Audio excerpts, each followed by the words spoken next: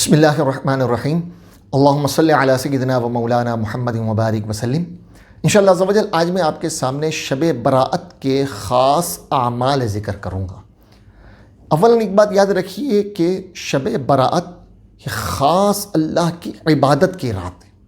اس میں چند اعمال ہیں جو بطور خاص کیے جائیں تو انشاءاللہ عز و جل اس کا ہمیں دنیا میں بھی بڑا فائدہ حاصل ہوگا اور آخرت میں بھی اس کا انشاءاللہ ہمیں بے حد فائدہ حاصل ہوگا۔ اس رات میں کیے جانے والے خاص اعمال میں ایک عمل ہے کہ اس رات میں کثرت سے نوافل پڑھے جائیں۔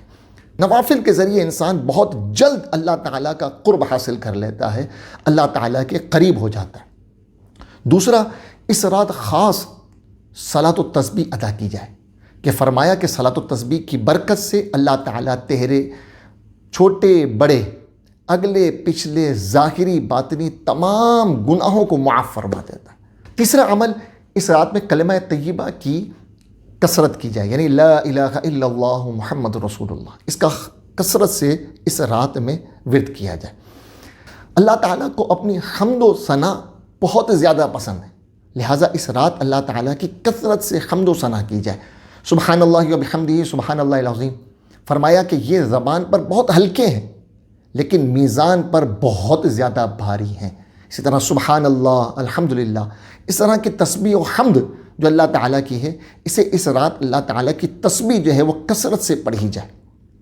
اسی طرح درود پاک کی کثرت کی جائے، کیونکہ یہ مہینہ جو شعبان کا مہینہ ہے یہ ویسے بھی درود پاک کا مہینہ ہے۔ نبی پاک صلی اللہ علیہ وسلم نے فرمایا کہ شعبان منی، شعبان میرا مہینہ ہے۔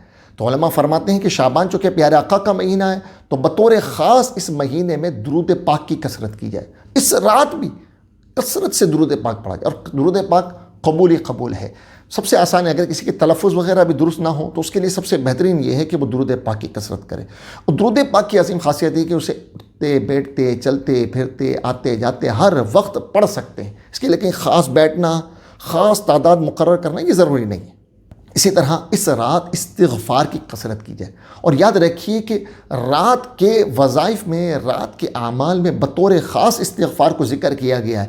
قرآن میں بھی ذکر ہوا، احادیث میں بھی ذکر کیا گیا، اور شب براءت کے معمولات میں بھی اسے ذکر کیا گیا استغفار کو۔ اور یہ رات اللہ تعالیٰ کی طرف سے منادی ندا کرتا ہے کہ ہے کوئی مغفرت طلب کرنے والا، ہے کوئی بخشش طلب کرنے والا، ہے کوئی رزق طلب کرنے والا، ہے کوئی عافیت طلب کرنے والا۔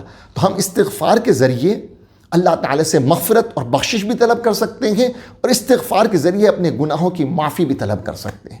تو ہاں، اس رات قرآن پاک جتنا زیادہ میسر ہو پڑھیں، قرآن پاک کی کثرت سے اس رات میں تلاوت کریں۔ اور اسی طرح اس رات قبرستان جانا یہ بھی نبی پاک صلی اللہ علیہ وسلم کے معمولات میں شامل تھا۔ حضرت عائشہ صدیقہ رضی اللہ تعالیٰ عنہا فرماتی ہیں کہ میں نے ایک رات نبی پاک صلی اللہ علیہ وسلم کو نہ پایا، اپنے حجرے میں نہ پایا، تو میں آپ کو تلاش کرنے کے لیے نکلی، دیکھا کہ آپ مجھے جنت البقیع کے قبرستان میں مل گئے۔ نبی پاک صلی اللہ علیہ وسلم نے فرمایا کہ اے عائشہ، تم نے یہ گمان کیا کہ اللہ کا رسول جو ہے وہ تمہارے حق تلفی کریں گے؟ کہا کہ نہیں، میں سمجھے آپ کسی اور زوجہ کے پاس تشریف لے گئے۔ تو نبی پاک صلی اللہ علیہ وسلم نے فرمایا کہ اے عائشہ، آج کی رات شب برات ہے، اور آج کی رات اللہ تعالیٰ قبیلہ بنی کلب کی بکریوں کے بالوں کے برابر گناہ گاروں کی بخشش و مغفرت فرما دیتا ہے۔ لہٰذا اس رات قبرستان جانا بھی ثابت ہے، اور نبی پاک صلی اللہ علیہ وسلم سے ثابت ہے۔ قبرستان بھی جائیں، اور قبرستان کے بارے میں فرمایا کہ قبرستان جاؤ کیونکہ اس وہاں جانے سے دلوں میں نرمی پیدا ہوتی ہے، اللہ تعالیٰ کی یاد پیدا ہوتی ہے۔ لہٰذا توبہ و استغفار میں اس رات کو گزاریں۔ یہ عبادت کی رات ہے، اسے ہرگز غفلت میں نہ گزاریں، ہرگز یہ اپنی دنیاوی مشاغل میں یا دوستوں میں یا گپے کرنے میں یا دیگر ایکسٹرا جو ہے وہ اپنے معمولات کرنے میں سے نہ گزاریں، بلکہ اس رات کو خاص اللہ تعالیٰ کی عبادت کے لیے وقف کر دیں۔ عشاء کی نماز باجماعت ادا کریں، فجر کی نماز باجماعت ادا کریں، اور پھر اس رات کا خاص علماء کا، اولیاء کا، صوفیہ کا معمول یہ ہے کہ وہ اس رات مغرب کی نماز کے بعد 6 نوافل ادا کرتے ہیں۔ ہر 2 رکعت کے بعد یاسین شریف اور دعائے نصف شعبان پڑھی جاتی۔